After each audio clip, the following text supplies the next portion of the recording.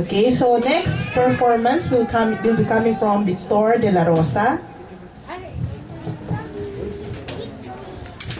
He will play the guitar with his piece entitled Guitar Chip. So habang nagpe-prepare si Victor, let's give some background about him.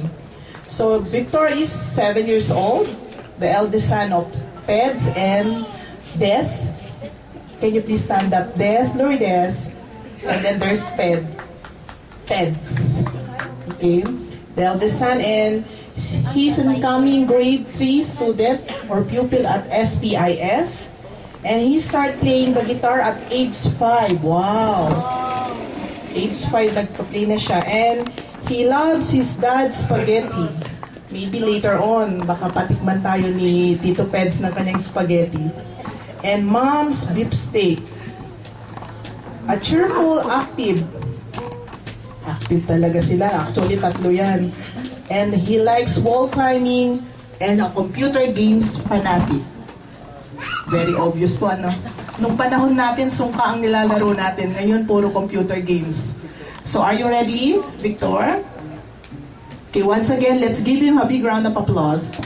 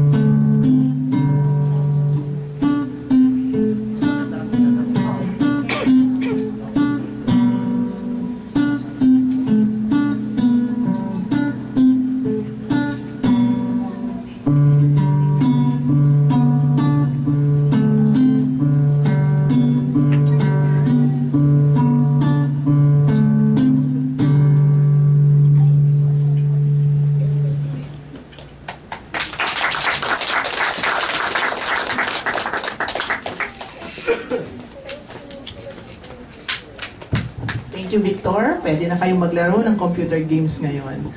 Okay? So before we proceed to the next performance, I would like to call Mr. Junse